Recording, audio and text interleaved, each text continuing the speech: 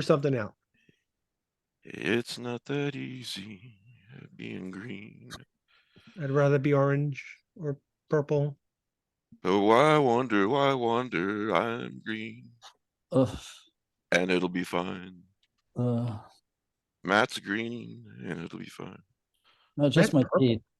My Because teeth. it's what he wants to be. Thank you. I'll be here all week. Tip your waitress. All right. Welcome. Check, please. Yeah. Waiter, this conversation isn't very good. Can you replace the host, please? Welcome to the Lovecraft Using podcast. 90% of the audience watches or listens later. To the 10% they're going to watch live today on Super Bowl day, I thank you. And your mother thanks you, and I thank you. That's right. And I don't care what Matt V. Carpenter says. You are wonderful people. So anyway, let's introduce ourselves, and then that way Matthew Carpenter can start his bitch fest. I'm Mike Davis, host of the Lovecraft Zine, husband, father, a lot of different things, but I won't bore you with them right now. Let's see, Pete. Yes, Pete. We are expecting others later. Pete Rollick, book collector, writer, man about town. Fisherman. If there were qualifications, I don't have those right now. So unofficial fisherman. Well, I tell you what, Pete, the next time don't tell anyone. If I come through Florida again, I'm going to let you know in advance to arrange a trip. All right, we can do that.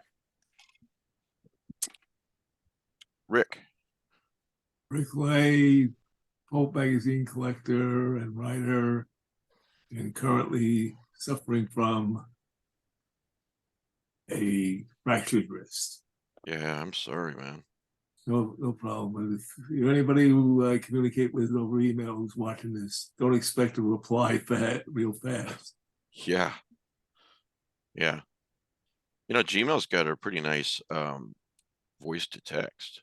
I use it sometimes. So, Matthew. Hi, I'm Matt. We do have a prize this week. I have an extra paperback copy of The Ballad of Black Tom, the award-winning novella by Victor Laval. You can win this if you send, you could be entered to win this if you send an email to ezineprizes@gmail.com. Put ballad in the subject heading. We draw a winner in about 6 weeks. Maybe it'll be you. This is really well worth reading if you've never had the chance yet. Yeah, and by the way, all audios are now done within usually a couple of days, always within 4 or 5 days, just so you know, Matt. Yeah, but I know you're giving people time to listen a couple weeks later and so forth, and still possibly win the prize. So now we had movie night last night. The good news is it appears that we have new software that we might be ditching Cast. We'll see, but we probably are because everybody loved it, except Matt, who I didn't not like it. It's just it wasn't. You're the only one who. I mean, you come in and you're like, I got no picture or sound.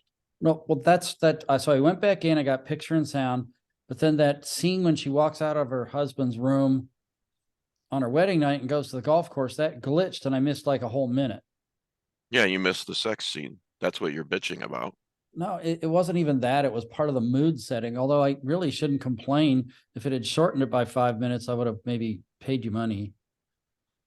Well, let's be clear on who picked the movie. You did. Okay, so every week I put out a list of movies that might be of interest to our group, and people get to vote on them. And I also privately solicit opinions from the regulars who actually show up.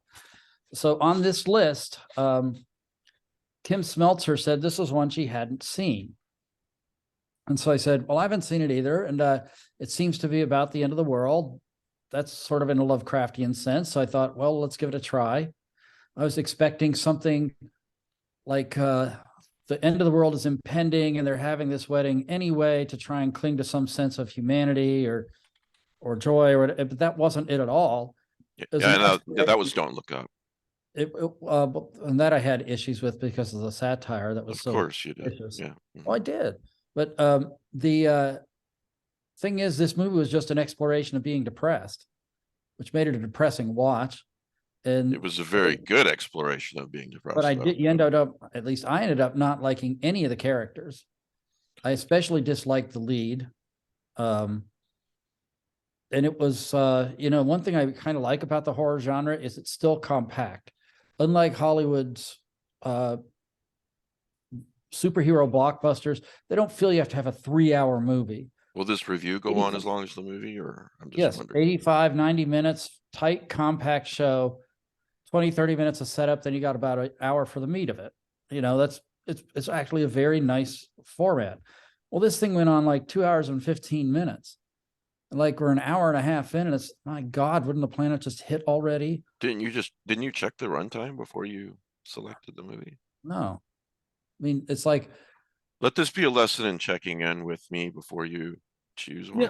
Let's be clear. You guys were like, I saw the text this morning because I woke up and I was like, I was supposed to watch a movie with you guys last night.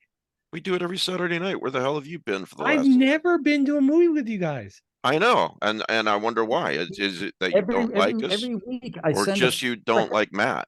Is that which one is it? I posted in 8 fucking groups that you're a member of, and 3 groups, 3 message groups too. It's a beautiful time of companionship where we all watch a movie and text chat with each other. Just because we've watched great movies like Beast of the Water, Horror in the High Desert, Melancholia, doesn't mean you have to like completely. Have you avoid watched Big Ass Spider yet? No. Oh, I watched that ages ago. No. It's a great. He keeps As putting a it on the group. list, though. I think it's fun. It's a fun movie. I think it's a Well, fun movie too. We're not doing movie night next Saturday night because Matt's going to be gone. But the Saturday after that, we're going to have a really good movie. I got some good suggestions Not if I can help it. from Nadia. So, weren't you Nadia going to blame? Bolton? Weren't you going to blame Kim for this since she's not here? Well, I already Defend did. I yourself. already threw her under the bus. Not on air, you didn't. I just did. Oh, you did? Okay. Well, to be fair, I wasn't listening. Yeah, all right. So you're done with, if you're done bitching about Melancholia. Well, did anybody like that movie? My God. I liked it as a portrayal of depression. That's not answering the question. No, Okay. You still haven't Movie. answered the question. no, I don't. I Thank didn't you. like the movie, but it's a good movie. I just didn't like it. Yeah. All right. Well, Yeah. I like- Let's talk about some good movies that some of us have watched. We'll talk about The Long Walk, but first let's talk to Pete about the Alligator People? the last and first men. Yes. The first and last man. First and last men. Okay. So the first and last man is this great. Well, it's a science fiction piece by Olaf Stapleton. I think it was written in the 30s. Right.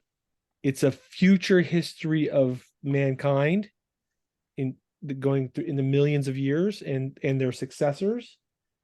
And it has been adapted into it's a film, but it's really a collection of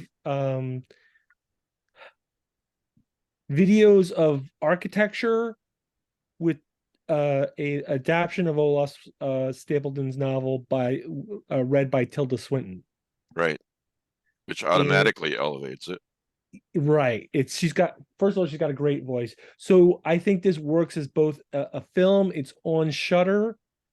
It's classified as horror. And it is because it's cosmicism, horror, existentialism, cosmic horror. But you said on Facebook or something that it was like one of the best cosmic horror movies you felt that you've seen. It really is. It's really, really good because it's essentially, mankind evolves and changes itself and explores the universe.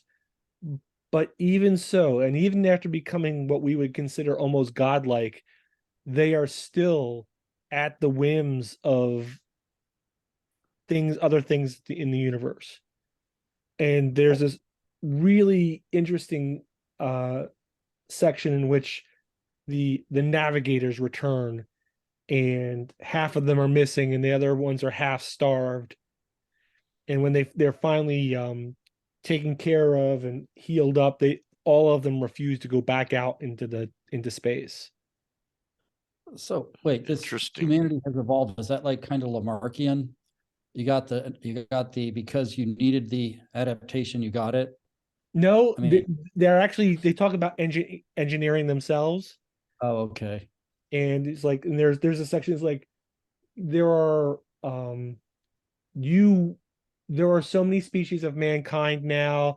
You would call us, there are green people and yellow people and brown people, and some of you, there are even something you would call elephantine. And in one section they're talking about they have to, Did that particular group have a trunk sale? yes, Go on. the sun is expanding, so everybody has to move to Neptune, and they adapt a new Neptune. I thought the Sure. sun Wait a expansion minute, was that's a supposed to gas take place planet. about like, It's I the thought it was supposed to take 1930s. place like 20, 2, 3, 4, 5 billion years in the future is when that's supposed to happen, right? Right. This is the scope of this novel. Right, this I is see. what happened in the time machine, but still, that's not reason to dislike it as Right. Yeah.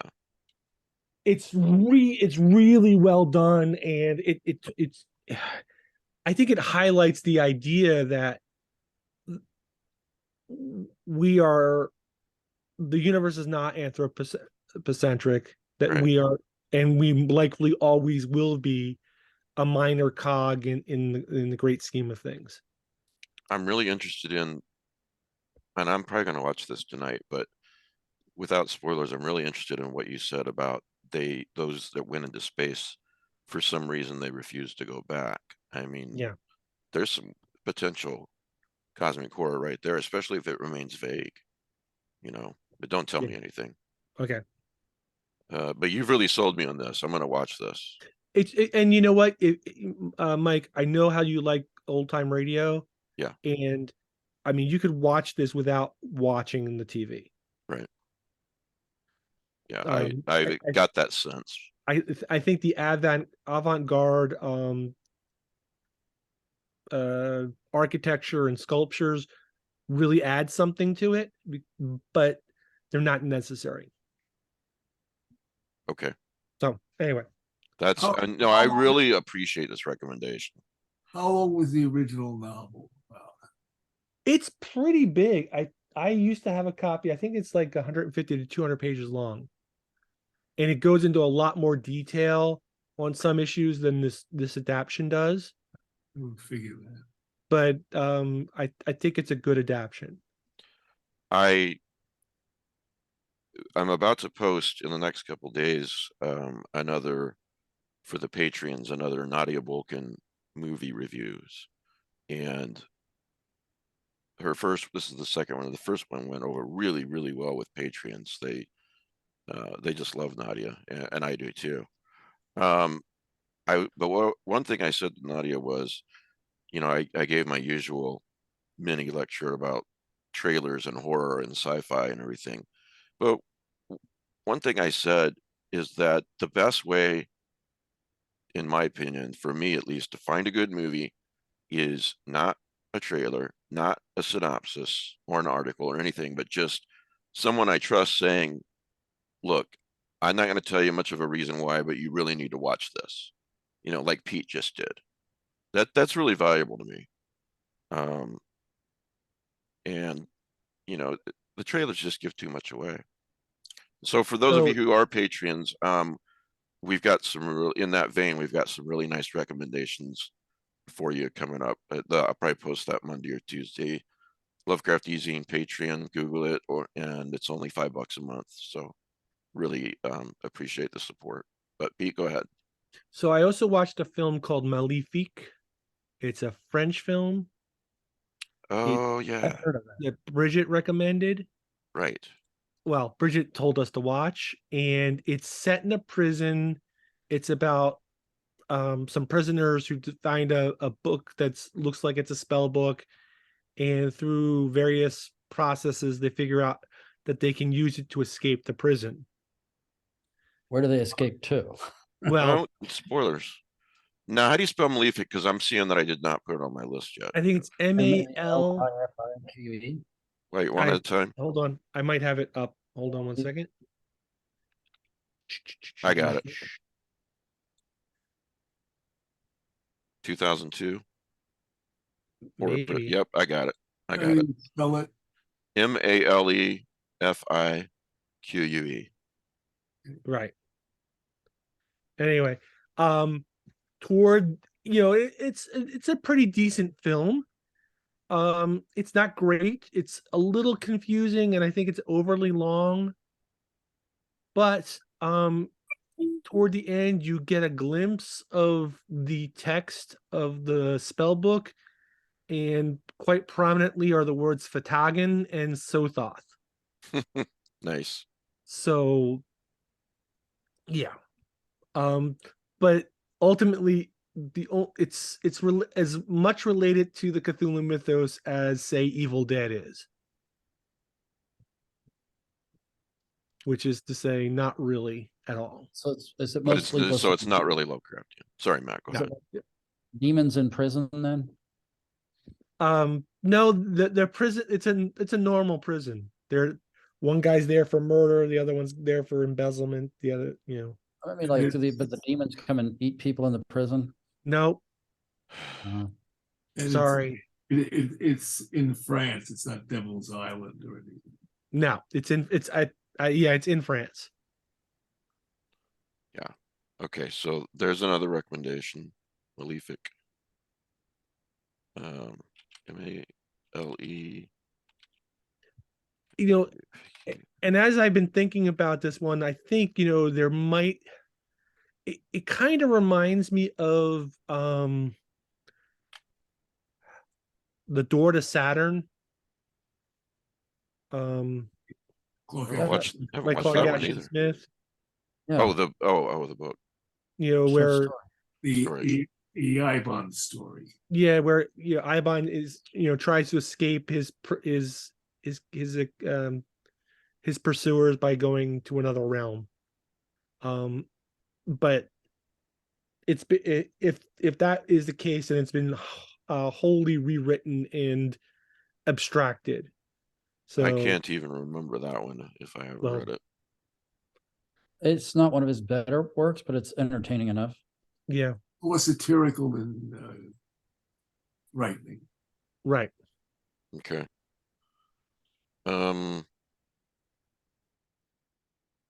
Quote from Matt Carpenter. The TV trailer for Cocaine Bear makes me really want to watch it. Oh yeah, it's like they show like 15 seconds of this bear like rampaging and chasing people. And, Have you seen the whole trailer on YouTube?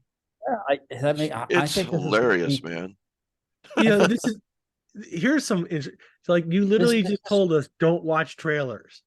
I know, but this is a comedy. So wait. The rules So are Mike, different. when this streams, this is what you should The do for, action like, movies and comedy movies, it's fine.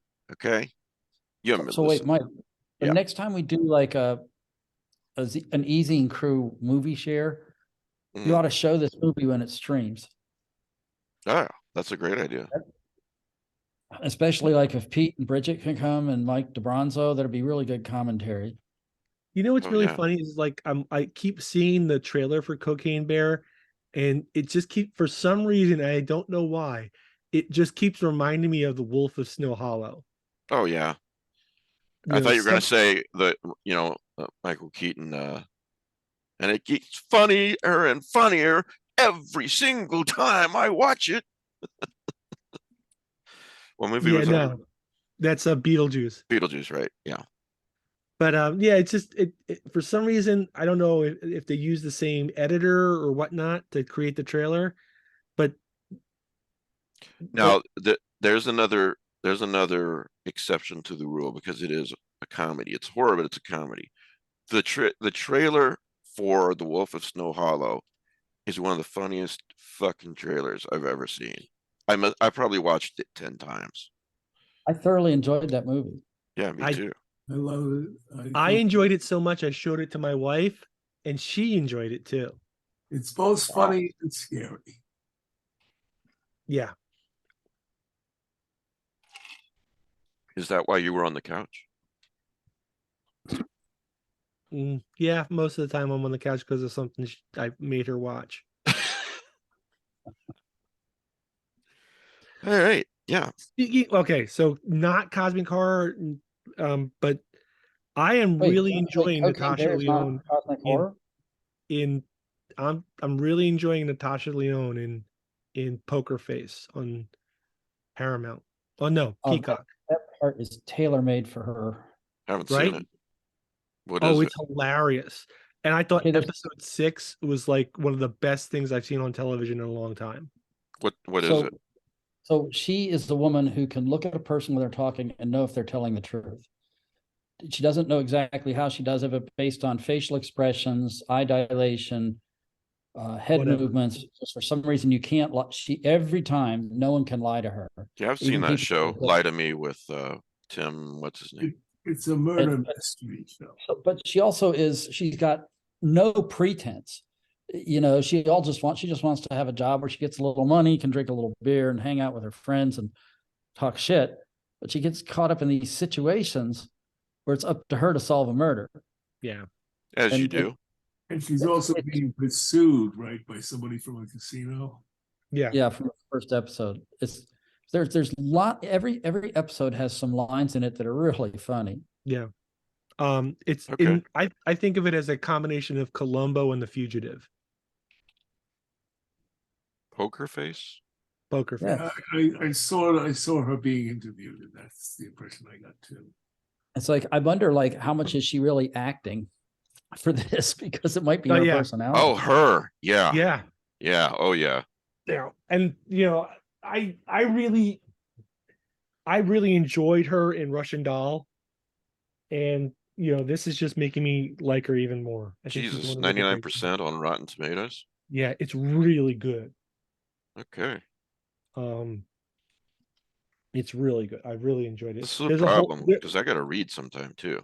there's a whole episode on smoking barbecue that Dedicated to Pete Rollick. it's like, oh, this is like written for me. With love and thanks to Pete Rollick Yeah. for all But, all his produced by- contributions.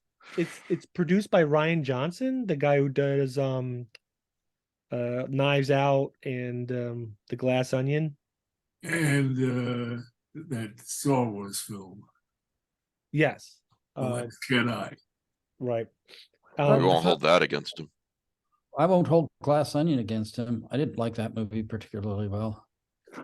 You're really channeling the old man yelling at clouds vibe Well, today. It's not as good as Knives Out, but it was pretty decent. Well, Yeah. you try and persuade me that that New Orleans accent is believable.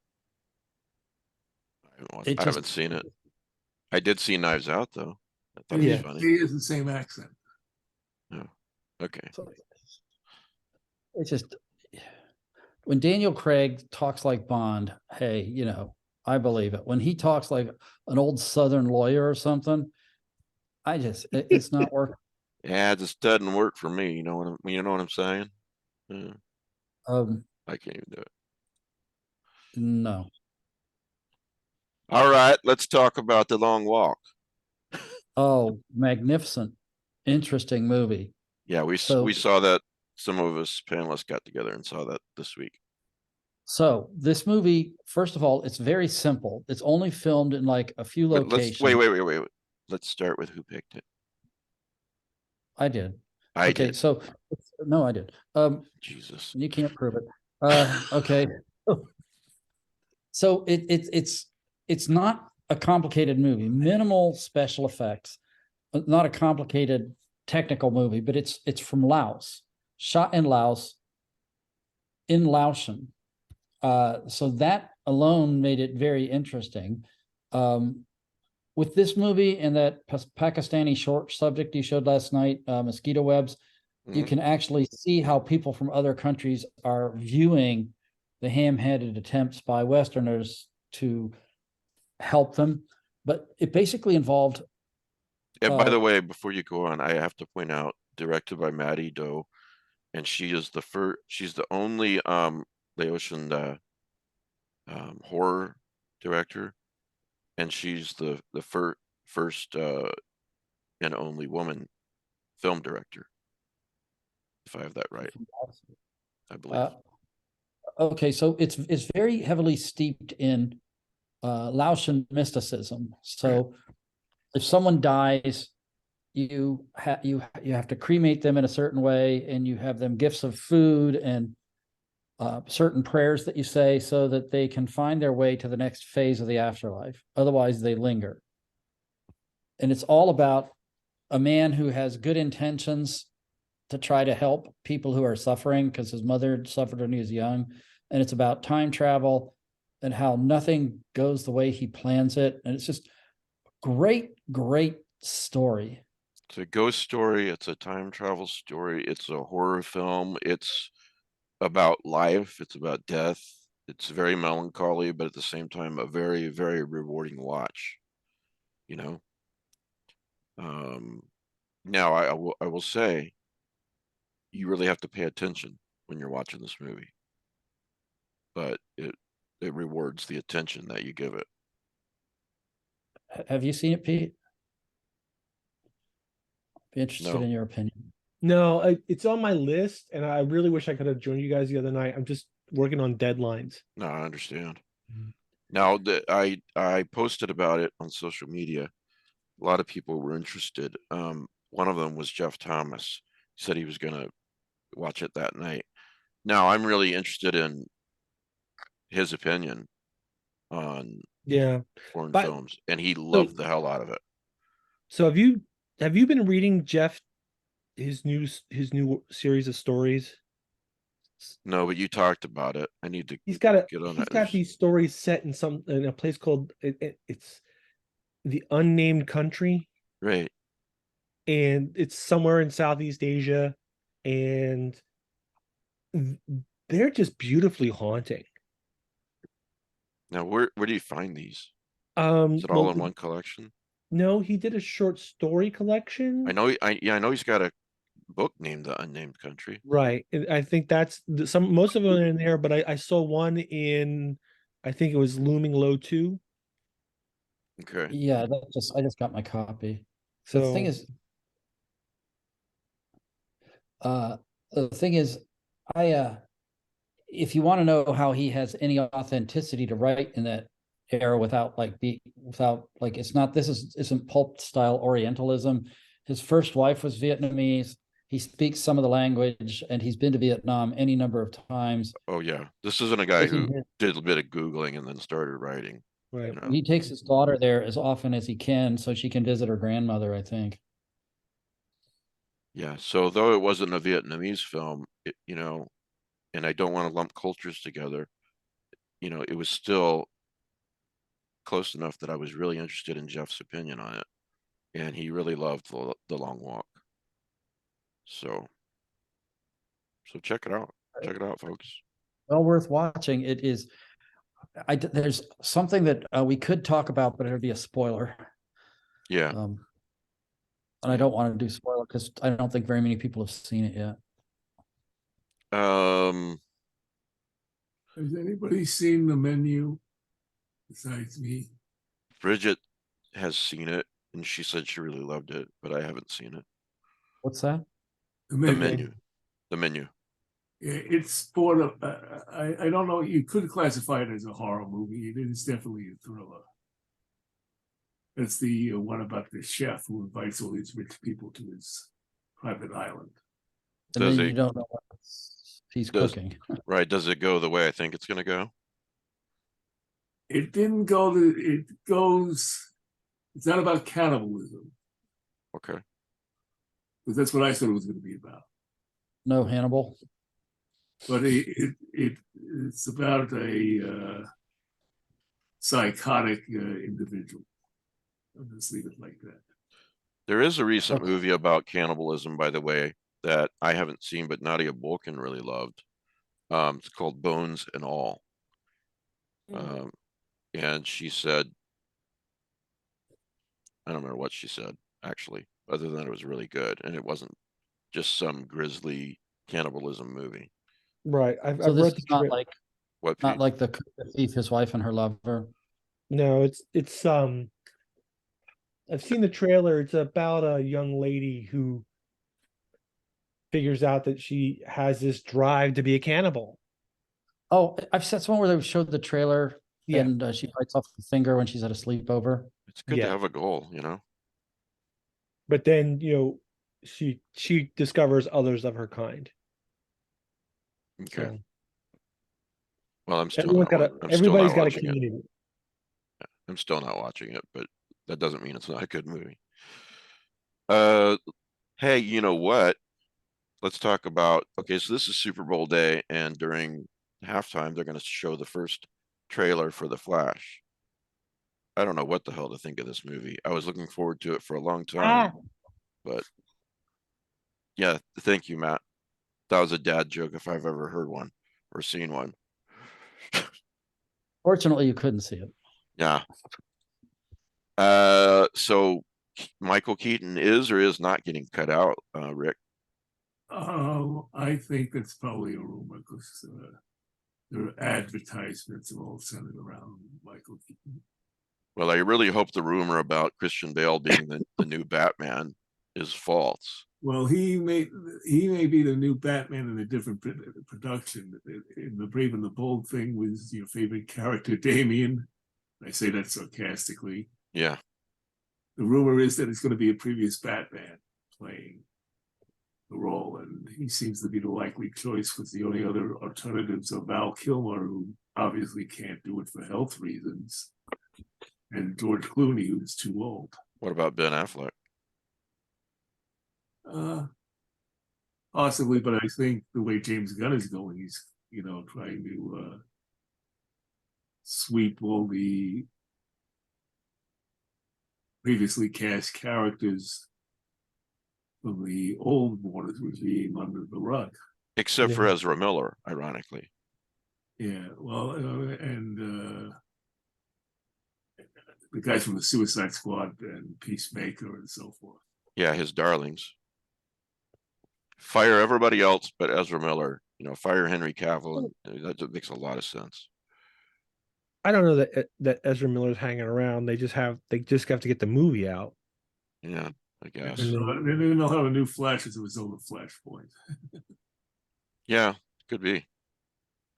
That would be the way to appease everyone. I expected us keeping Ezra Miller because they don't want It was already shot. Yeah. Yeah. Yeah, I get it. I mean, I'm just not crazy about James Gunn's plan.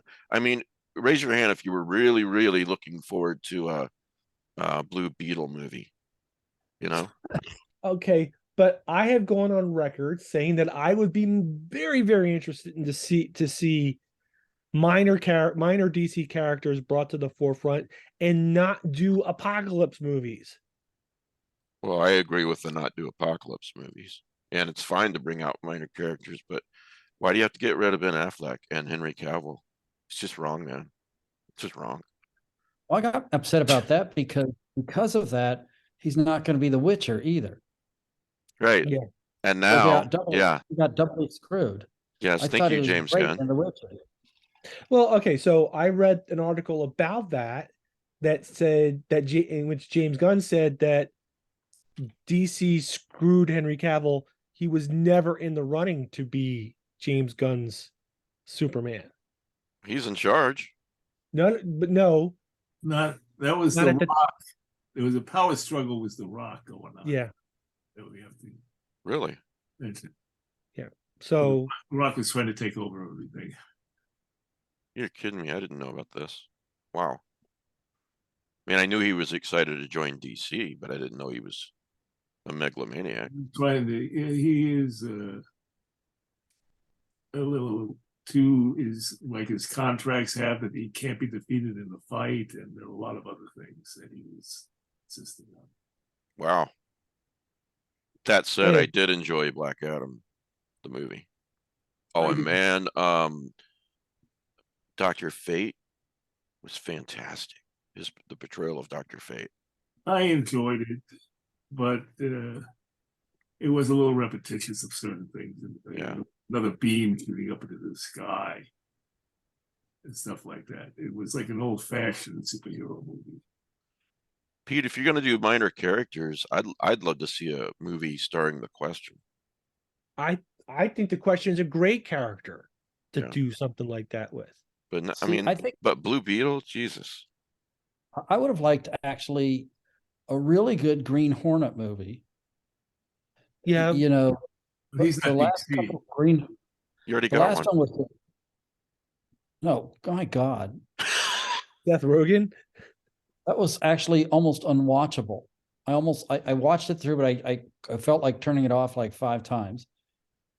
He was so offensive and poor for the part. It's Look. Mike DeBronzo. And I thought about what you said about a little movie. If you could have a little Green Hornet movie where like he's just solving a series of jewel heists, Right, you know? TV series. right. You know, yeah, I'm just gonna say this. Seth Rogen was gonna make a movie, a Green Hornet movie, but then he got high. He was gonna make a Green Hornet movie, but he got high. Well, you got a decent Kano, though, at least. Yes. But You could that not get actually that- just made it worse. Michael DeBronzo, say hello. Hello. Matt Spitz, welcome to the Matt Carpenter Bitch Fest. I did not play the Green Hornet, so I don't know what he's Oh, talking Jesus, your microphone is loud. about. Maybe I'll take care of that. Give me a second. We want to know what you were going to refer to your girlfriend as when you celebrated Valentine's Day. Yeah, what the hell was that about? The Jeez. love of my life. Okay, The light The in my acronym- darkness. that was The a shade cor- in my that was a sun. correction. The acronym Was that just an acronym? Yeah, for broad. I told her that too, and she started snickering.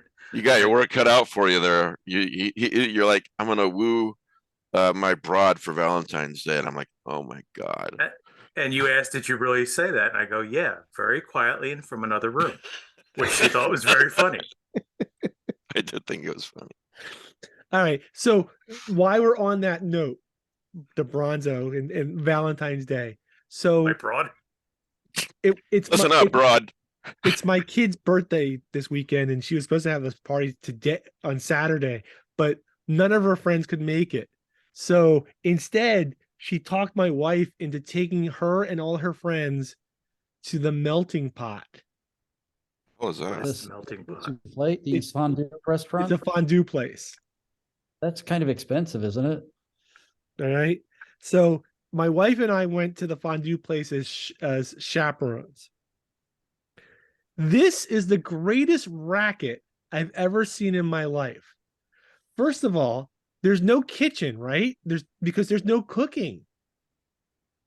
There's just a prep kitchen. Everything comes to the table raw.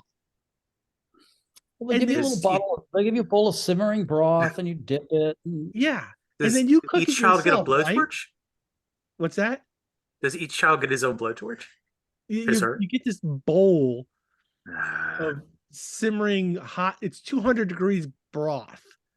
what you is cook- And like they get, okay, so it's a bouillon based broth, right? that? So you're cooking it yourself. It's 200 degrees. But essentially, think about this. You're just boiling chicken and beef and Well, shrimp you paid and for it. lobster. Like this is not how you cook any of these meats. No one chooses to boil chicken. well, have you ever been to a hot pot restaurant? One of Yeah, those Asian- Yes. Yep. And It's like like- I've been to hibachi places where you cook your own food on your own mini hibachi. And I get it, right? But then think about this. The waitress is like, there's only 3 choices on the menu. What do I need a waitress for? So this is your existential horror for the weekend. This is sort of like, yeah, it's just like, this is the biggest racket, and it's $75 a person. Oh, Holy shit! How much money do you make a year? Not How much enough. do you make a year? if I had Pete's money, I'd burn mine. Wow. That's nice. But I'm thinking about this. This is like, this is a huge racket, right? Because there's no kitchen. The waitress has the easiest job in the world. You cook the food. There's a steakhouse in Peoria where Why are we talking about this? pick your steak and you go to the grill and you cook it yourself. Yeah. And if you want the grill master to cook it for you, it's $2 extra. Only Oh. two? Only two. And, well, what I'm saying, like, I am not coming to buy a big steak and ruin it myself. Right. Right. Someone else can ruin it for me. $2. Here you go. Right. Well, let me exactly. just say this about Valentine's Day. I've been with my wife for 28 years. We made an agreement very early on. We do not celebrate Valentine's Day. I mean, I send her flowers, stuff like that, but never, it's just for no reason. Valentine's Day is just like, it's a bigger racket than the fondue place. I'll just put it that way. Yeah. So anyway, okay. So other movies I want to talk about. Speaking of Michael Keaton, have you guys seen Birdman? No, Yes. actually, I have not seen A it. long time ago. That is one hell of a great movie. It's Yeah, all one continuous shot, kind of, right? Just Michael follows him. Keaton, I don't think Michael so. Keaton's got some really good acting chops, I think. He was Yeah. in what was it, Spotlight. Yeah. Mr. Mom, He's really good in Spotlight. Beetlejuice. What's the one on Hulu with the Multiplicity? pills? Oxycontin. Codone. I can't pronounce it. It's a That's because you take slip. too much of it. What? It's like a limited series or something. I think that's supposed to be doing a good job on that too. He's got it. Last movie I think is a movie that Kelly Young recommended to me called History of the Occult. I have yet to watch that for the second time, so I could figure it out. Oh, I did yes. like it. Yes, Kelly texted me and he said that after I watched it, I texted him. He said it was the best movie he'd seen in 2 years. And, I said this was great cosmic horror, but I wouldn't say it's the best movie I've seen in 2 years. But I really liked it. It's really different. So you have to know that going in. Where is it streaming on? Shudder, I think. I rented it. I don't think I rented off Prime. History of the Occult. Let me look and I'll tell you. I think I watched it on Shudder. I really liked it. No, I didn't. I rented it. But it's one of those things, like, if I had known going in, because Kelly recommended it to me, like, you should check this out, tell me what you think, I would have actually taken notes.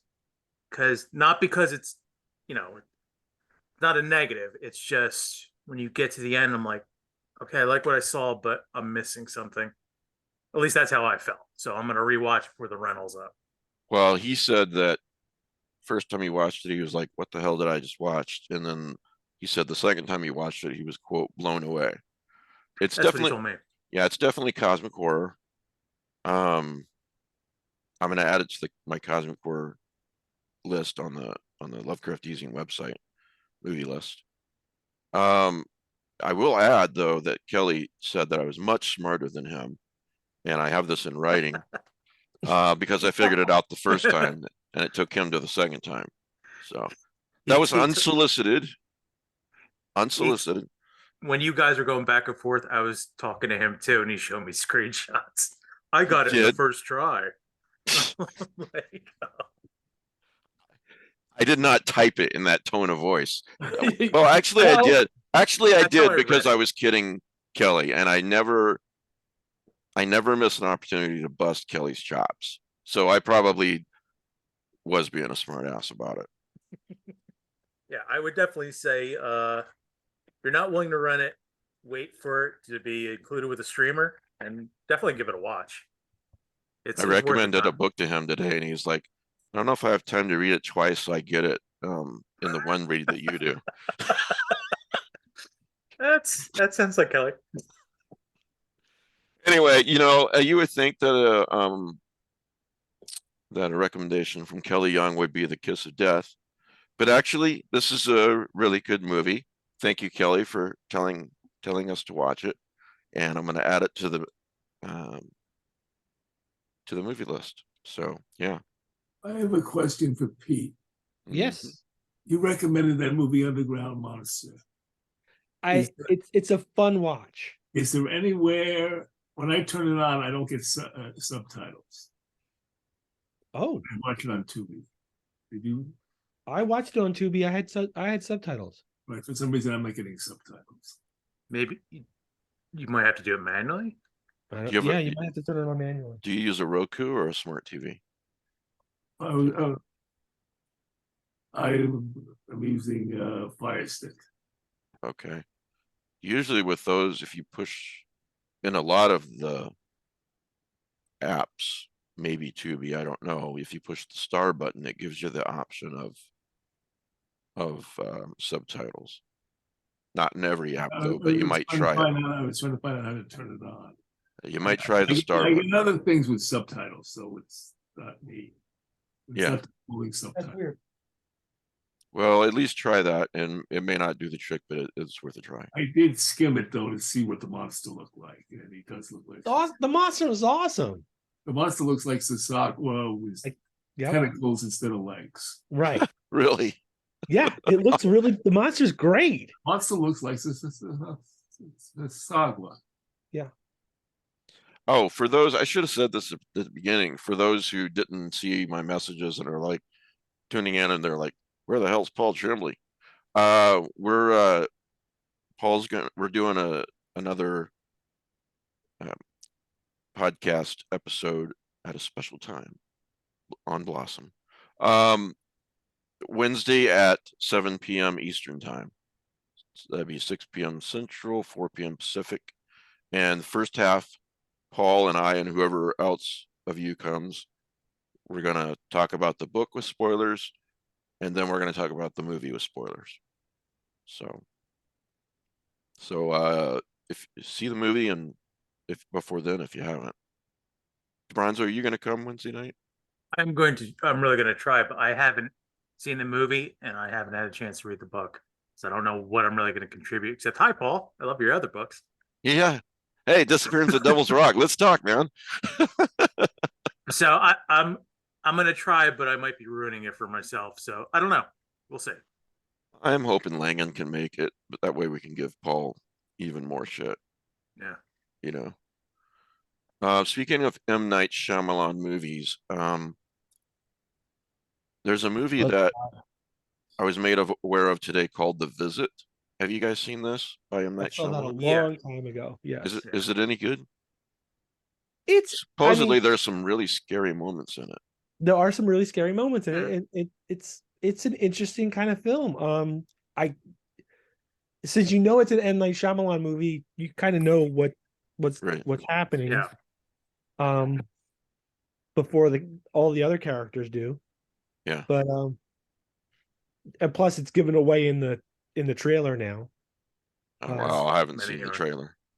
So I think this is part of the Thank you for problem. proving my point again. But no, so here's the thing, Mike. When this movie first came out, the trailer was completely different because they didn't want to spoil the twist. And now, like, they tell you the twist right in the trailer. I don't understand that, because years can go by after a theater release before somebody watches a film. Decades. I guess the whole point is they're trying to show you whatever they can to get your butt in the seat. Right. And buy a ticket or a rental or whatever, even if that means spoiling the movie. Or stream it. Yeah. Yeah. So I don't, it's not like it used to be where they're trying to want to keep you in suspense. So you go to see. If Joe was here, he'd launch into a speech about, in his day, all you saw was something in a tiny corner of the newspaper with the title and the movie time. Right. So you know what? If you watch some of those old like Grindhouse trailers, some of them go on for like 5 minutes. Yeah. So it's basically the whole movie. Anyway, I'm gonna check out The Visit. Sorry. In the 70s, when Tales from the Crypt, the Amicus version with Yeah. Ralph Richardson as the Crypt Keeper came out. You saw all the great scenes in the trailer. Yeah. So seeing them in context, it was a decent horror movie. But I saw all the best scenes in the trailer. Didn't somebody sue and win over the fact that a trailer was misleading? Are you kidding me? Yeah, it was one of the actresses is in the trailer, but she's not in the movie. Correct? Okay. Yeah, I think It's so. recent. What'd they sue Yeah. for? Their $5 ticket? They sued because they went to go see that movie for her, and she wasn't in it. This They is changed- America, and I'm gonna sue. And they won. Her scenes were cut from the final film. Yeah. Because Oh. they do that. Like, Hey, if Michael Keaton's not in the Flash movie, let's all sue. I will. Yeah. I'm Class action, man. not against the Oh, there's that. I need another 83 cents to put in my bank. Well, you're in the poorhouse now after taking all those girls to the whatever the name of that place You'll be is. taken with a can't do next. Like, The what are we fun- having for dinner tonight? Can't do. I'm gonna get a very stern email from that place. We don't appreciate your panelist. Actually, I'm just thinking about that. Maybe I should just open up my own. Because you don't need to cook. You don't need to wait tables. Well, you got your setup outside, don't you? Like, Yeah. you got a Do they have to smile? You got a smoker and a grill. And all I need is a hot plate and some boiling bouillon. Uh, In fact, I got 3 racks of ribs in the smoker right now. good. I need you to mail some up. This is not MASH. Oh. And you are not Hawkeye Pierce. Well, that's rude. You might be Frank. So are you wait, Pete, are you making ribs for the Super Bowl? I am making ribs for a party that I'm going to this afternoon. There But might be it's a Super Bowl party. there might be some game on in the background. I'm not sure. Some game. Hey, Bridget. Hello. Bridget just got back from seeing Knock at the Cabin. I did. So you're going to be here Wednesday night to harass Yes. Paul with me? Yes. Okay. I'm Wait, about give us halfway a- through the audiobook and then I just saw the movie, so Wait, give us a 2-second or 2-minute review, non-spoiler. Not Oh 2 my minutes. goodness. Not 2 minutes. no How about pressure. 30 seconds? 48 seconds. 40. Okay. You're 32 counting that? seconds. How am I supposed to think with y'all counting? no pressure. 56 seconds. Give us a thumbs up or something. Yeah, give us a thumbs up or down. I thought it was really well done. Like I said, I'm only halfway through the book, so I know there were some changes that I can't comment on quite yet. I noticed, 1 or 2 by the point that I had read to, but I'll be able to say more on Wednesday, I'm sure. But I liked the movie. I thought the casting was really excellent. They cut out some things that I think were backstory that helped the flow. And then there's maybe some other things that I was kind of surprised that they took out, but I could kind of see why. But I really like Dave Bautista. He's awesome. And yeah, it was a good mind trip. It was nice. It was a little bit different than Paul's other stories that I've read. So in subject matter, that is, I guess, but I liked it a lot. They did some really cool flashback things, which was a neat way of capturing that inner dialogue from the books. Oh, That, okay. well, not the books plural, but like you get in books is what I mean. Paul told me that he really does not like what it just went out of my brain. I'm sorry. Those kinds of movies where they're home invasion movies. Mm. He doesn't like them, and I don't like them either. So if I remember right, he told me that he thought, since I don't like them, I want to see if I can write a book about home invasion that I would want to read. Interesting. Paraphrasing. Yeah, I mean, we've watched a lot of those different horror invasion terror movies, and this definitely had a different tone to it. It Yeah. was very, very interesting and really makes you think about stuff. So it was good. Bronzo, were you gonna say something? I was just gonna. One of the things I've read with reviews without spoilers is Batista. It seems like whether a person likes the movie, doesn't like the movie, Mm. he's really stood out. Like he really did a great job, which he Oh, yeah. does when he's given something to do. Like he really does it well. Even that little part in the newer Blade Runner 2049. He's only in it for a very short period, but he does a great job. Well, he really wants to Yeah. get away from playing whatever that character was. Rex. Yeah. Yeah.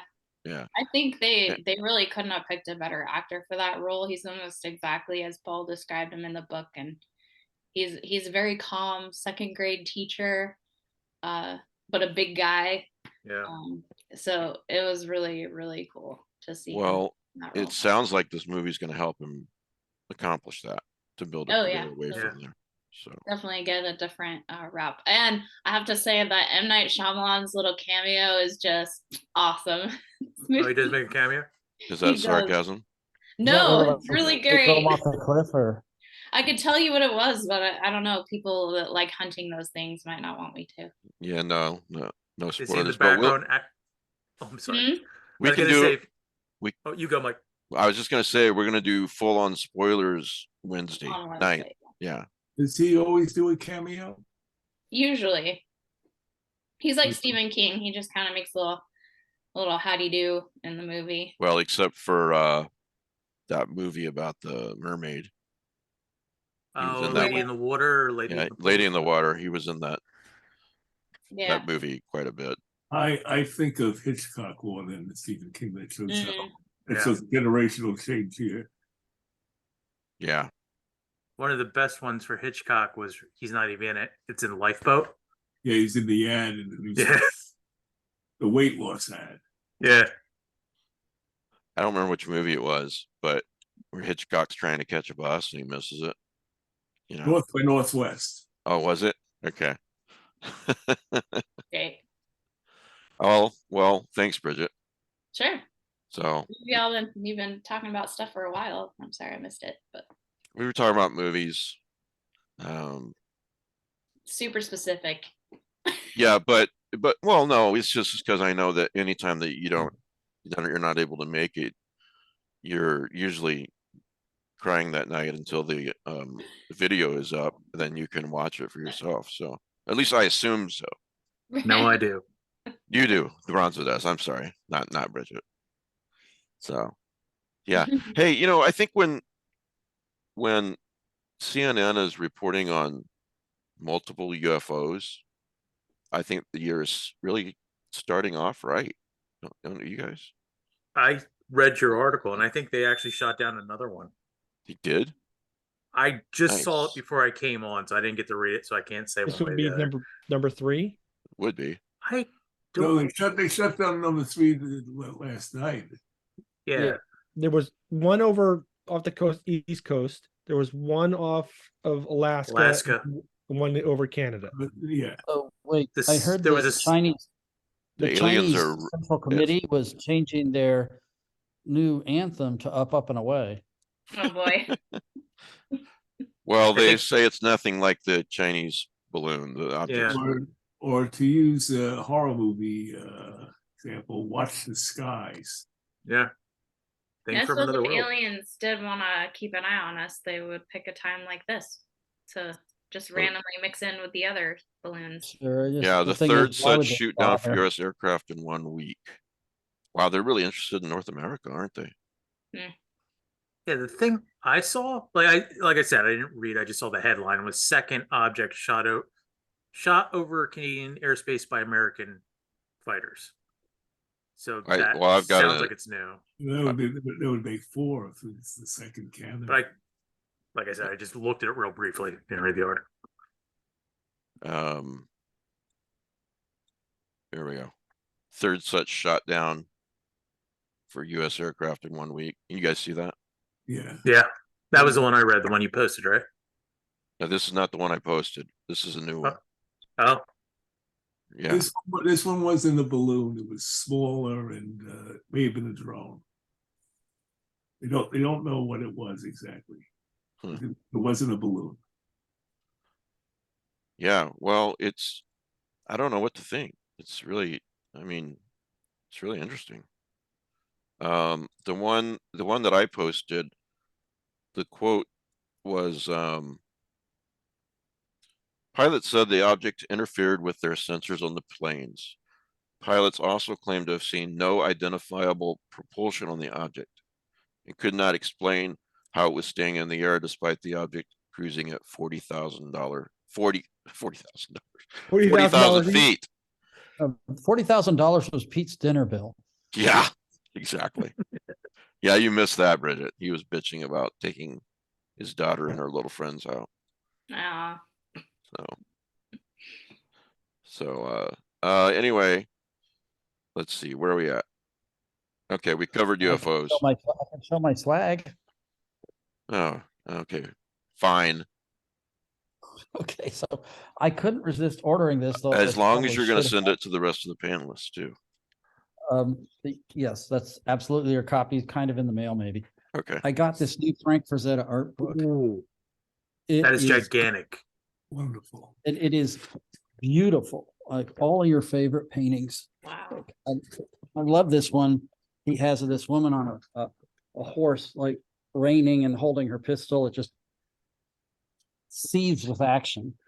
It's just a really beautiful book. Sort of like a memento to my childhood. All the fantasy novels I used to like, or the science fiction, he did a lot of the art for Tarzan, for Conan. Yeah. A lot of pulp stuff. How much did it set you back, Matt? I know it wasn't cheap. If I commit that to the air, certain parties. His wife might find out. hear. Yeah. She'll know. Okay, I think it was what, like $200 or something? It cost almost as much as Pete's dinner. Can you eat the book? 40,000 feet. The book lasts longer though. Can you And the dip book- that in chicken bouillon? You can dip you it in can chicken boil it. bouillon if you're completely mad. Did I spotlight Matt for everybody? Did he get big on the screen? I will take Lee- that as a no. Maybe it was just for the audience. I Try think it again. Try it Why again. would you do Let's test it out. spotlight Bridget. I mean, we don't want to There spotlight you go. that again. I don't see any cats. Oh, I see her. Do no, the you see a cat's figured change? out right Yeah. now. All right. She is bigger. Don't say that to a woman. Oh my God. Her image has been enlarged. I'm That's larger than better. life. Yeah. So tomorrow I'm going to be publishing on the Lovecraft Using website an article about Mark Mashad, if I'm saying his name right.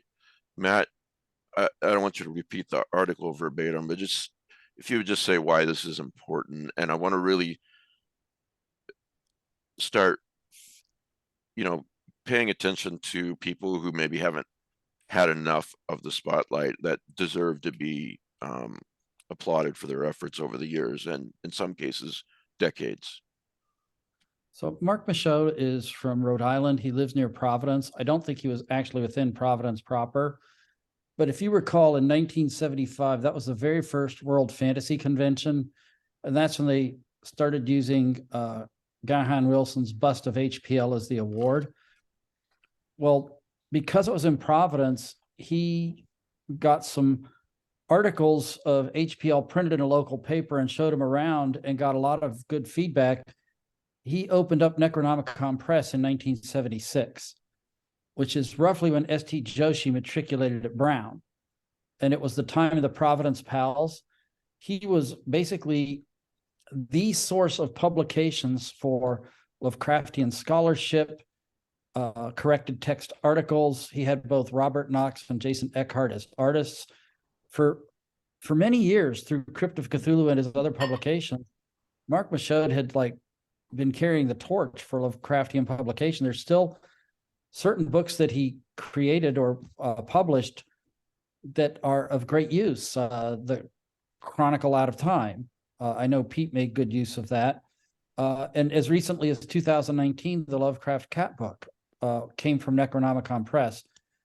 Well, like all of us, he had to retire at some point, and the press has been kind of tottering along on its last legs. And finally, Robert Knox, the artist who I guess was trying to run the business, posted on Facebook he was canceling all orders and refunding the money, and he didn't want anyone to make any other orders. And it's not like to say that they were closing the press, but unless someone with a big interest in can pick it up and carry the financial costs, this is the end of Necronomicon Press after like 40 years. It's really just kind of sad. They were an extremely important publication for all of us who were fans in the 70s, 80s, and 90s. It is sad. Running a small press is hard, and to do it for 40 years, I'd say he deserves retirement. You know, but I'm a bit sad about it too. I understand what you're saying. Did you get to know? Did you get to know Mark at all? Didn't we interview him? Yeah, we did. He was on the podcast a couple of years ago, maybe that's right. 5, 6 years ago. That's right. That's right. Anyway, there'll be an article on the Lovecraft Easing website written by Matt tomorrow about him. I have the Night Ocean chat book. That's one of my favorite Lovecraftian stories, and I just love that chat book. So, yeah, I used to have the Shadows Upper Innsmouth chat book, which is really nice. Was that the Jason Eckhart one? Or, yeah. Okay, so he's not dead. This isn't an obituary. It's just an homage. Yeah. Okay. But I remember ordering way back when it was like you filled out a sheet, send a check. Right. You know, it was snail mail, and that's just. I hope it doesn't go away somehow. It just stays. Didn't it go on hiatus before? Yeah, well, they had a big flood in 2010, and he lost all of his stock. And since then, he's only been publishing sporadically. But by now, Hippocampus Press has stepped in, and there are other small presses. But you know, when August Derleth died, April Derleth was very interested in the publication business, and she took over Arkham House. And whatever people might say about her, she kept the flame going and published new books. And it was an ongoing concern. And then she died suddenly, 10 years ago or something like that. And now Arkham House is a shell. It's nothing. There's no one in the family who wants to pick it up. I don't think they're going to be putting out any more new books. I'm afraid that's the case for Necronomicon Press. And it may be that like Miskatonic River Press with Tom Lynch, some of their books are still in print because it's all print on demand. Right. I think Necronomicon Press, they did print runs. And I think when they're out of stock or no longer publishing, they're out of print. Bridget, I think you're the one who recommended that I listen to the Back Rooms, right? A while back. Maybe. Looking for someone to blame. Yeah. My son introduced it to me like a few years ago. Yeah, that was you, because I remember you saying about your son. Yeah. Yeah, they're super creepy. I love liminal spaces anyway, but the Backrooms one, something about it being like the back rooms of creepy office building that never ends. It's just great. GeekTyrant.com headline: The Backrooms Creepypasta series from 17-year-old Kane Parsons is getting a film with James Wan and Sean Levy. Ooh. I thought you'd like to know that. Yeah, that'll be interesting. There's been a lot of weird in a good way, fan films on YouTube that are short type films of the Backrooms and stuff. So it'll be neat to see what they do for a whole feature-length film. Now, is it? I don't think I ever got to it. I'm gonna make sure I correct that. Is it an audio or do you read it? Or creepypastas are always audios, right? Well, it's like a Reddit thread it started out as, I think, where it's just people kind of started this and then it got built on by more and more people and it became its own like urban legend kind of thing. It's basically what creepypastas are, kind of. Yeah, I'm just trying to find where I read it. you don't really. I mean, it's Don't. like it's so many people over the years that have written stories about it and uploaded pictures and videos, and it's its own like create like mass joint creation basically. But I think I'm too old to understand this. I mean, you can watch some YouTube videos about it and just think about it, but it's one of those things where like if enough people say it, it becomes real kind of Yeah, I love that. thing. Um, so I honestly, I'm not the person to ask about the history. So those out there, haters, please don't get mad if I don't know the exact history, but somebody started it and then, you know, a bunch of people built on the mythology and it just kind of morphed into its own thing. No, I love that. I love that. That's But cool. it's a really simple premise of just that you basically could go around a corner and just slip into this other reality, which is just a bunch of walls. A lot of times people look at it, it looks like a yellow version of Doom to me. Like you're just wandering through these corridors and it looks like an endless office building that you never get out of. And apparently there's creatures that may reside there, but it's like the idea that you could just walk around a corner and be in an alternate dimension basically. Yeah, I've always loved stories like that. Even in that 50s book that I read when I was a kid called Stranger Than Science, it's put all these supposedly true stories that have happened. There was one where, you know, a farmer just walked over a small hill and his family was watching him. And he just disappeared. They never found him again. And then like 6 months later, they were standing in the spot, you know, and they could hear him calling from far away and his voice just got fainter and fainter. And that was it. Yes, That it's sounds like like the that modern Twilight Zone. urbanized version of the fairy ring. Oh, It's yeah, like yeah. that episode in the Twilight Zone, remember? That Was it little girl vanishes into another dimension. Little girl Yeah. lost. Little Girl Lost? Right. Yep. Which I think is one of the inspirations for Poltergeist. Mm. And Ambrose Bierce used to write stories like this. Huh. Not exactly that, but Matt, you had shown a found footage movie called, I think, Howard Mills. The little girls. That was Yes. kind of like that. That was pretty It's good. very similar. But Hmm. it's almost like the left-right game. Mhm. Yeah. A certain sequence of turns and suddenly you're no longer in the world. Yes. Yeah. Also, some of the creepy things about the left-right game, you know, the guy that gets in the back and no matter what he says, you're not supposed to talk to him or something horrible will Yeah. happen. You know, It's Wasn't just- that going to get a movie?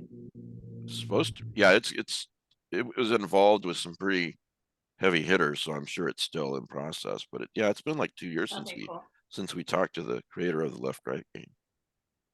So I was thinking that a week or two ago as well, Matt. So, did you want to bitch about Horror in the High Desert, or are you done with that? Well, who could possibly want to watch it? It It's just- wasn't that bad. It was dreadful. It was It's a terrible.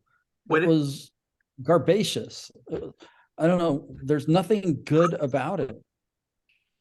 little eye rolls over there. So Yeah, the ending was like for the last. So the ending, the last found footage, last footage that he ever shot. He's in this woods, and like for 5 minutes, it's just showing different scenes of pine trees in the moonlight.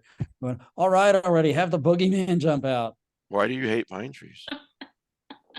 The pine trees are fine, except when it's like borer in the high desert. Now, the two faux documentaries that are just excellent are, of course, Lake Mungo and Savage Land. Savage Land. If- Yeah. Anyone, are you going to bitch about Lake Mungo now too? That's acting like you never heard of it. Well, no, I didn't like it. I didn't think it was that good. It was unconvincing to me. I really liked Savage Land. Oh my Yeah. God. Like none of the people's motivations made any sense in Lake Mungo, and That's it. I don't think Paul's going to want you on any future Matt- episodes. Matt's taking a pay cut. Yeah, that you're No. on. That's even more reason to bring him Wednesday, so he can say that. We're gonna start off the interview with this. How Paul do you be like, feel about It I sucks. understand what Lake- you like about it. Lake I really don't Mungo get what you like sucks. about it. But they- And then we need to play the clip of Langan. Shut your shut your whore mouth, Rollick. When I was in the hospital with Laird, I told him about that. He laughed his ass off. He's like, Langan said, shut your whore mouth to Pete. that? Should be the new coffee mug, a picture of Pete's face and that quote around it. Shut your whore mouth. How about a nice big cup of shut the fuck up?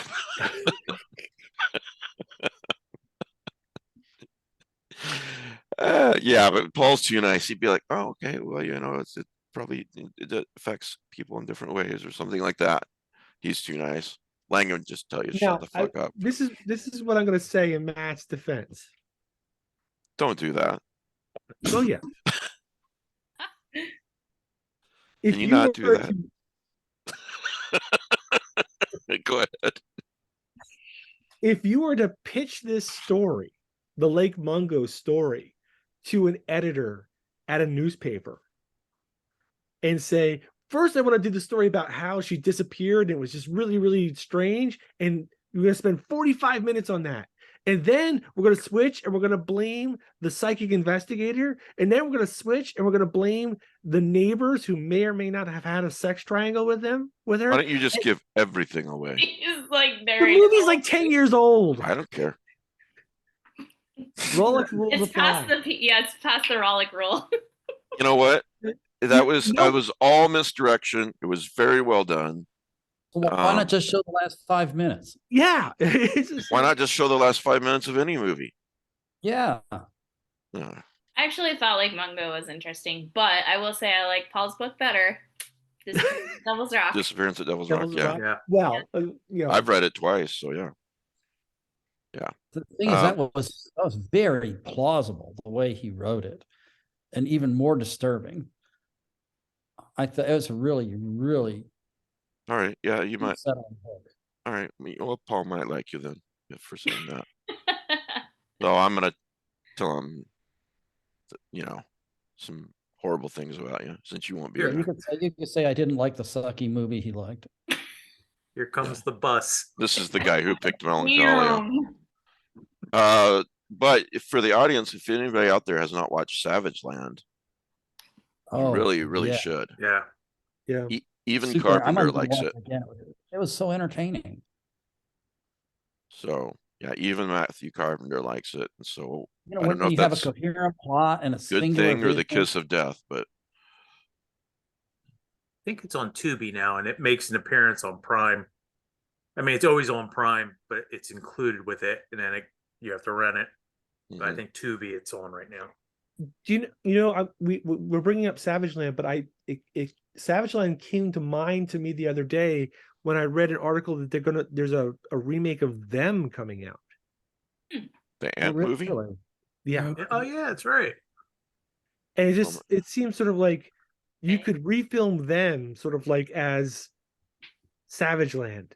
Oh my gosh. That's like one of the very few movies I can remember watching in Texas before we moved to Iowa. You know, my aunt took me and my cousins to see Them. I must have been 4 years old. I don't know what the hell she was thinking, but I loved it. Your And aunt took you to see Them. yeah, and I was so petrified. Didn't that movie have a young Fess Parker in it? Huh? Wow. Was Was it she the very little young? girl? Yeah. I was No, 4 no. years. Survivor? No, young Fess Parker, the guy who played Daniel Boone. I was 4 years old, Matt. May have been in it. So I think he anyway, was. I just remember James Arness. And I was Whitmore. petrified no matter who played in it. And I remember walking out of the theater very distinctly going, "Oh my God, there's sunlight. There's no giant ants." You know, I was so relieved. I was very upset that James Whitmore got killed. Yeah. He goes out like a hero. though. Spoilers. Just kidding. Been out for like 60 years. Yeah, I have to spoil everything. Yeah. Rollick's rules apply. That could be my favorite Giant Monsters 50s movie outside of Godzilla. It's pretty great, yeah. What Yeah. about the Vulture? the giant claw. Totally realistic. Ridiculous. I actually like the Tromborg horror. What was the other? The Crawling The Eye. Cronenberg horror, Yeah, the I Crawling Eye. like that. That's a Lovecraftian movie. Yeah. With tentacles and everything. It's years after the fact. You go back and go, oh my God, The Crawling Eye was a Lovecraftian movie. Right. I It's saw actually it when I was pretty like well 5 done, years pretty old. creepy. Never seen it. Should I include I that? saw Is it it in the good enough to drive-in. include? Yeah, it's It's- about this place in the Alps, I guess. It's Yeah. some mountain range. But there's a cloud, a serious cloud comes in, and in it are these alien creatures, which are basically eyeballs with tentacles.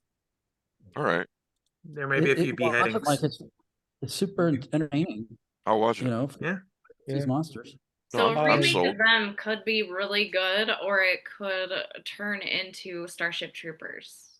Yeah. It's Well, probably they could have a giant ants, but AUNTS. And these giant ladies go around like complaining about your life choices. Oh my gosh, then that's just like the ant movie that put the ships down. Like ants, like. "Rah." Here's a question: who's doing the remake though? It's somebody. I don't know. Let's Mm. find out. Because I think it's somebody that might actually do it justice. There's a clip to isolate right there. Bridget going, Oh. "Rah." It's good not to watch the trailer. When I first saw them, when they advertised it in TV Guide, they didn't tell you what the monster was. Hmm. And I was going, what the heck is going on with this little girl whose family got massacred? Right. And then Oh, we saw it, and then we go, oh my God, the giant ants. Yeah. It's I saw it in the 60s when they had monster movies on Saturdays. Yeah, I saw it on Yeah. something like that. I saw it on a Sunday or Saturday. for me it was the Saturdays in the 70s and early 80s before the Yeah. creature features went away. You know who's directing it? The guy who directed Werewolf by Night. Michael Giancano. The guy is also a composer. Well, if he does Oh, it, nice. he did Wait, well. this is really happening? Yeah. If he I did don't it- just make things stop and tell you that If he did, it doesn't as good as Werewolf by Night. We're in for a real treat. Yeah. Yeah. So here, it's sci-fi. I'll just share this. and I would love to see a remake of the Monolith Monsters. Oh, That's- I would actually love for that movie to start streaming. Right? It's Also, not. you know what's also I've only seen once or twice, and I can't find a copy anywhere. The Colossus of New York. I've never seen that. You've never seen the Colossus? I know what it's No. about. It's about a Yeah. brain in a robotic body. Yeah. It's wonderful. But I would love to own a copy, and I just Is it as good as Lamageddon?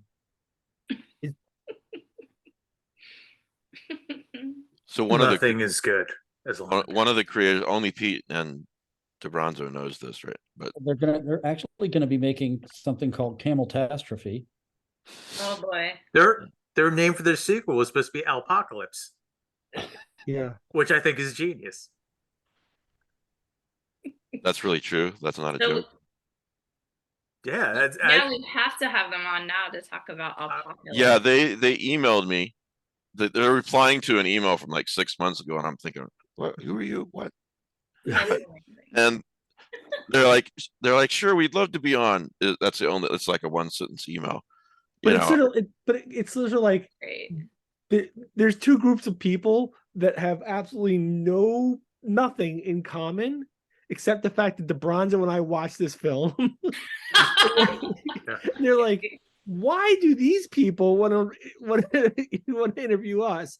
And Mike's like, why would we want to have those people on? None of it makes any sense. I think I said it a tad more kindly than that, but I wanted your opinion on whether we should have them on, and DeBronzo's all for it. So Well, especially if they have a new offering to talk about. I mean, come on, we have to have the scoop on Apocalypse. Even if they don't, we could be the ones to talk them into. that is boring. true. We could have influence on And Mike, popular while you're out, culture. while you're doing this, why don't you just ask the people who make Cocaine Bear if they'll make methamphetamine? Oh my gosh, I saw the trailer in the theater today and it was so funny. I was dying because Richard, We here's my talked about idea. it a little bit Here's my earlier. Yeah. idea. huh? When it starts streaming, we should have a watch party for Cocaine Bear. Yes. God. Yeah. Because I really, Actually- I actually don't want you to see it in the theater because I want to hear you, Pete, and Mike talk about it. while it's happening. Oh, I'll see it, but I don't know if I'll see it in the theater. Oh You my know what we should do? It's like it'll take some time, but after it comes out, we should do like a whole. We should have watch parties at like conventions for Cocaine Bear. Mm. We could I and we could do like Rocky Doesn't mean we Horror. have to wait for a long time. We could I- Rocky Horror Cocaine Bear, and like every time the bear does cocaine, you have to take a shot of Coke. I mean, That's where, Of Coca-Cola. Coca-Cola. Yeah, that's where I thought you were going with it when you started saying like we should do a lot of Coke and then watch. I don't the see a lot of movie people Bear. drinking Coke at cons. I'll have to tell you. That's a great scene. It's really a great scene. It's great. I just checked the videos on Google, and there may be a place which has the whole Colossus of New York. oh, okay. There are Okay, two- so we should come up with a drink then that's called a cocaine bear. It should be like something Oh, like a variation on yes. Jack and What Coke, about Jack and Coke? but a variation of it so that it is a unique drink. That leaves a furry taste on your mouth. We could have an Ah. after show called Throws Jack Up and Later. Coke. Here's what you do. Fun Pete. guy. What you do is you have a tub of Jack and Coke, and everyone is given a sponge. And you're supposed to dip your sponge in the Are tub. these and then surgical when you sponges? shot, that way you get the furry taste in your mouth. Ugh. Bridget's Trying to about- help here. Bridget's gagging over here. Ugh. I can't wait. All right, so Lamageddon. Okay. Look, Yes. I Tell me where we are on English. take into account what Rowlick and DeBronzo had to say, but if my little sister wants to have them on, Bridget, then we're definitely going to do it. So But definitely watch I Party for will Cocaine email them Bear. back. I want to see Cocaine Bear in a group. Yeah, Yeah. I agree. It's definitely like that kind of movie. Now I have to write something Watch else with to a do group. on my to-do list. Jeez. I would wait. Speaking till, of trailers, can I just say the trailer for Ant-Man Quantumanium looks so good. it For does. For Quantum Ant-Man. Ant-Man. movie. I have been waiting since Oh, I was yeah. 9 years old for a movie with Kang the Conqueror. He actually looks like Kang. Like they finally He like the looks action great figure. like Kang. Yeah. First they showed the action figure, and then it wound up in the trailers. I'm like, that's looks really good. Yeah. And After this is Doctor Doom, he's my favorite villain. So I'm yeah. Doctor Doom is my dying for favorite this villain too. movie. So this is supposed to kick off his run as the next big bad. Yeah, So It looks Um, awesome. and he I've was kind of great. He was great in Loki. yeah, As the variant. Did you say the trailer for Ant-Man Yeah. and Kang is in there? Yeah. apparently Kang's MODOK back. too. Is this Yeah, the same Kang? that's in the movie. Yeah, Is this the same Kang as was in Loki? Yeah. Yes. kind of. It's the same. It's a variant of the same character. Right, Mhm. because he said But see the you same soon at actor. the end. The same actor that was in Lovecraft Country. Yeah, Jonathan Majors. Mhm. Yes. From Lovecraft Country. Yes. Yep. He is Jack too because he probably did it for this movie, but have you seen the Creed 3 commercials? The trailer? Seen that too. He's playing. Yes, Totally I is did right. see that. Somebody put the time in the chat, man. He's ripped.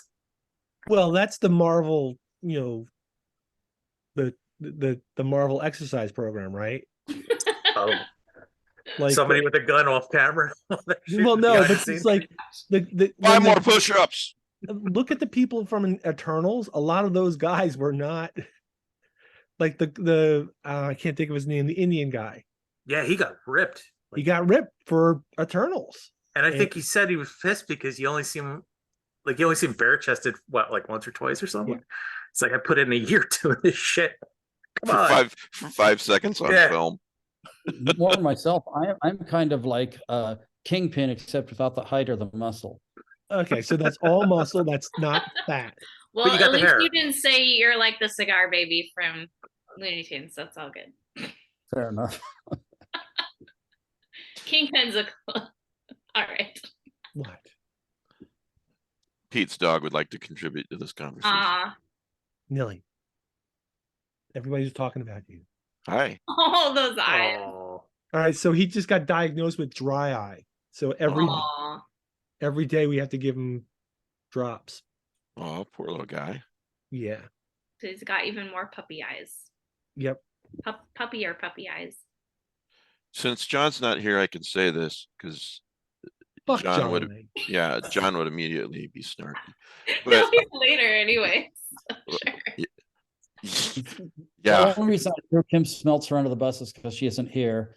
right. The only reason Pete's going to say that is because Langan's not here. well, now we have 2 sound bites to put together. Wait, Sector I Whore meant, Mouth Rock and Fuck Langan. That's We true. open every show. were you calling out Kim and I wasn't here to Oh, so what I was thinking about earlier is like, yes, I have these 3 stories that I'm trying to write by March 30th. And it's like, oh, and I'm not John Langan, so I don't get an extension like he does. March 30th. You usually can write 3 stories in like 15 minutes. I'm not saying it's not possible. I'm just saying that, You ditched us for a March 30th deadline. no, 3 stories. 3. But Pete, you're the guy. Like someone says, Pete, can you write me a story? And you say no, and the next day you have them story. Okay, Matt, you go do Well, your chores. He's just operating like Scotty, Yes. You can't be the miracle worker if you always Right. I triple all my estimates because you never know what's going to happen. Well, anyway, I was on the phone with Larry for about an hour the other night, and just out of the blue, he started saying some very kind things about the podcast. So I want you guys to know that.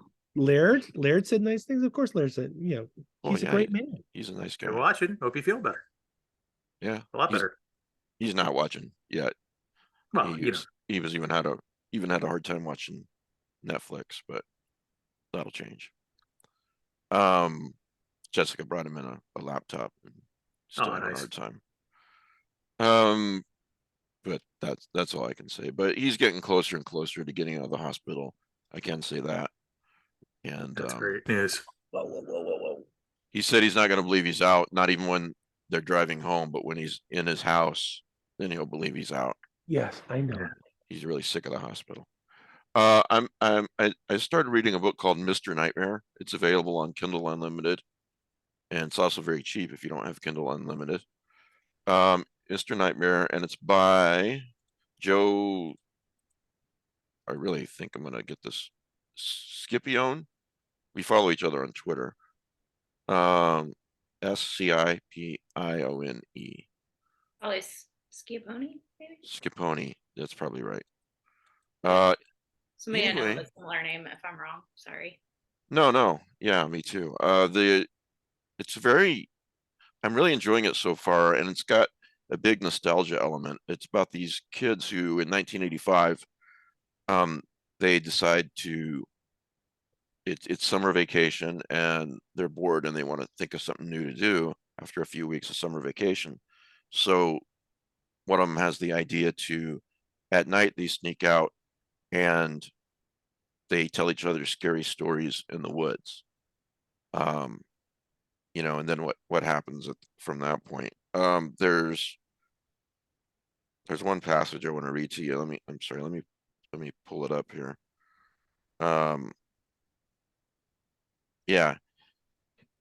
He goes, I was thinking we could get together once a week or so, come out here and tell scary stories and stuff, but we only do one story a night. Then we go home, go to bed, and see if the story gives us nightmares. We could keep score. If I tell a story and you guys both have nightmares that night, I get 2 points. The next week, Chuck goes, if only Anna has a nightmare, then Chuck gets 1 point. Only one person goes at a time. That way we know who caused the nightmares, and it's easy to keep score. Then maybe we just have a scoreboard and maybe a season with a trophy or something. I don't know, but I thought we should call it the Nightmare Club. Anyway, I'm really enjoying it so far. That's neat. And it's got a really neat cover by a guy named I'll include his URL and the URL to this book, but Matt Seff Barnes, SEFF. And here, if for those who are watching, here is the cover. Very cool. Yeah, it That doesn't. is really nice. Yeah, it's Danielle saw it and she goes, "Oh, it looks like Abraham Lincoln." I'm like, "Yeah, on his worst day after he turned into a monster, maybe." And it doesn't even have the title on it. That's so cool. Yeah. So anyway, it's just, I'm really enjoying it. I recommended it to Kelly because he loves those nostalgic 80s types of stories. So, although of course he'll have to read it twice, in order Stick that knife in a little deeper. to twist that knife into Kelly Young. They can put I, in like Lost Themes by John Carpenter and read it. What's that? What did you I- say? Put on the Lost Themes by John Carpenter. Put on those albums while you're reading it. Oh, yeah. Like an Oh. 80s vibe. Right. What, Rick? I am reading Blood of the Serpent by S.M. Sterling, which is a Conan novel, and generally I'm not a big fan of those. But it's a prequel to Red Nails. Oh. This was what went on in this mercenary job that Conan took with Valyria before the beginning of Red Nails. And it is only 50 pages into what's about somewhere between 300 to 400 pages. But it is so far excellent. Nice. Yeah. Is this new or has it been out? This came out about a month or two ago. There's a ton of other people who've written Conan novels, right? Right. I know I read one back when I was a kid that wasn't Howard. Yeah. And that's why I'm not big on it, because it's but this one is true to how so far. Well, I mean, I haven't reached I'm only 50 pages into it, but so far it's done very well. Can you give us the title again? Blood of the Serpent. Okay. Who's the author? Do you know? S.M. Sterling. Okay. Stirling, I think. Oh, okay. I see. Yeah. So, so join us, for those who can, join us Wednesday night. Well, we're recording Wednesday night. For the audience, it's going to air the next day at 1 p.m. Eastern. So, and of course, you don't have to watch it when it airs. You can watch it anytime later or listen to it. I'll have it on the audio podcast real quick as well after that. And this too, of course, which if you're listening on the audio podcast, you probably already know that. So, right, DeBronzo? Absolutely. But you don't get to see our faces, but you do get to listen in the car. So there's pluses and minuses, right? Positives and negatives. Getting the milk for free here because you get to see us. Mm-hmm. Something like that. Yeah. I also want to let you know that my cholesterol numbers are great again. So, Yay. make cholesterol great again. I did that. I take pills for it. I take pills for it too, but I also did some other things. So Yeah, unfortunately, me too. yeah, I think when I was talking to you like a month ago, you said you had to go to the pharmacy to pick up pills for men of a certain age, which were their cholesterol pills. They were cholesterol pills. Pizza. Yeah, I had to clarify when you said that. Everything else is still working fine, Pete. They're not those pills. So they're not blue, is what you're saying. So I was at my doctor a couple months ago, and for some reason, despite like HIPAA rules and everything else, the walls at the doctor's office are between bays are super thin, right? Might as well just have them be in the same room, right? So this cubicles. so the doctor, who is this younger woman. Here, sir, could you wait in this cubicle? Yeah. So this doctor, who's this younger woman, is like, going over the directions for taking the little blue pill. To you? No, to the guy next door. And she's like, and if you have a reaction that lasts more than 3 hours, you should call me. And he says, Oh, you? why, are you going to help me take care of it?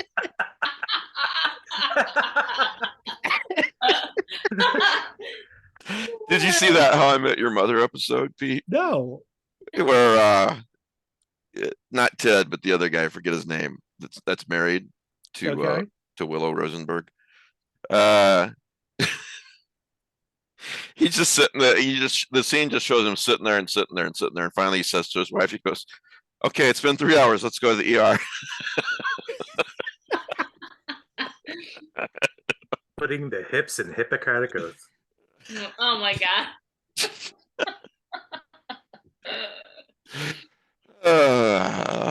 Yeah. I mean, I know my doctor's office is progressive. They sell weed. But I didn't know that they were that progressive. This poor guy, he's like coming out of the room, like looking left, look right, like. After Laird listens or watches this episode, he'd be like, you know what? I take back everything I said.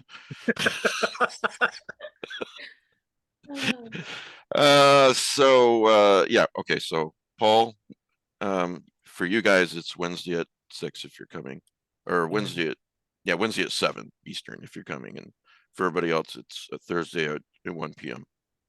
So. Oh, that's when you're gonna post it to YouTube. Cool. Yes. Yeah. Since it's that late on a evening, I thought I'd wait till the next day, and people can, instead of working, they can watch it. You're taking a little blue pill maybe 3 hours later when you're coming, but still. Goodness. What? Sorry, I had to.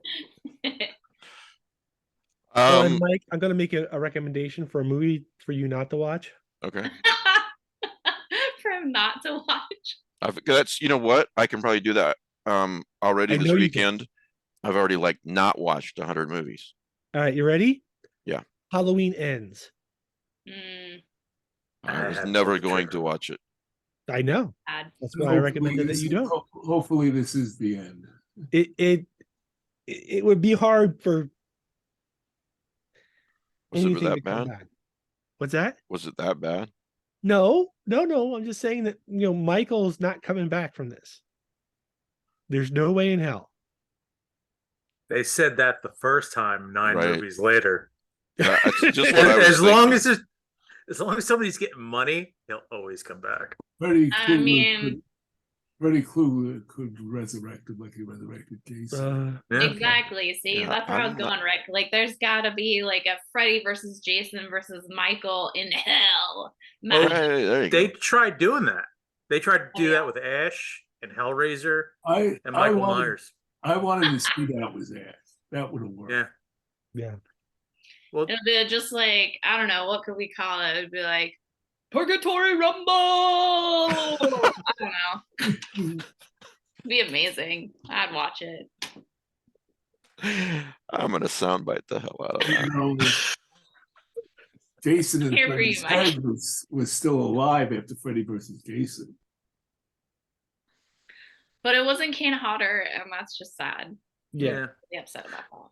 Well, the reason you don't get Friday the 13th movies is because the rights have been tied up forever. Like, they're still slinging that one out. So all that money to be made yet. Yeah. So, in 100 years, they can make as many as they want. You can watch the fan movies on It'll be public domain. YouTube. Yeah. Yeah. So in the future, and there'll be all kinds of Jason cartoons and Friday the 13th. The Jason cartoons. like the Rambo cartoons and the Conan cartoons with me. We have swords, but we won't use them, damn it. One of my grandsons was almost named Jason, but he was born on Friday the 13th. So, oh boy, you're kidding me! Yeah, wow. My son said, "No, we're not going to name him Jason this time." You Oh, don't want to tempt the demons, you know. Yeah. Yeah. You're really tempting them with that. All right. Well, thanks everybody for listening and or watching. If you're watching us, hopefully you're also listening and don't just, have it muted. It'd be so awkward. It would be. Yeah. You'd see us laugh and you'd be like, that wasn't funny. I didn't hear anything. Okay, so yes, if you're not a Patreon, or if you are, I've got a Patreon podcast coming up in a couple days with Nadia Bolkin. The nice thing about Nadia, and I'm not being sarcastic at all, is that she's always right about movies. She's And great. yeah, and so you can watch or listen to that in a couple of days if you're a Patreon. If you're not, it's just $5 a month, and it's what literally keeps Lovecraft Easing going, because I couldn't do it without it. I have some minor secondary sources of income, but I would amend that to very minor. It's the Patreon that keeps everything going. So thank you to all the Patreons and for those who choose to sign up. Hey, thanks to you guys for being here. Bridget, thanks for giving us a little bit of the 411 on Knock at the Cabin. Yeah, sure. Did Brenmark like it? Did your husband like it? Yeah, he liked it. Good. Yeah, because he's really into horror too, right? Yes. We just don't let him come on the show. That's all. Well, he doesn't He read. he used to come on the show a lot, and then No, Well, that- he comes to the hangouts. He doesn't. hangouts. He doesn't read. Yeah. He doesn't read books really. So. Oh, okay. All right. Well, thanks, guys, and thanks everybody for listening and watching. And Pete, did you want me to sing? It's Not Easy Being Green. Going no. out, or Take us out. just All No? along the old dirt road, the people stop to talk at a garden gate. yeah, we're out.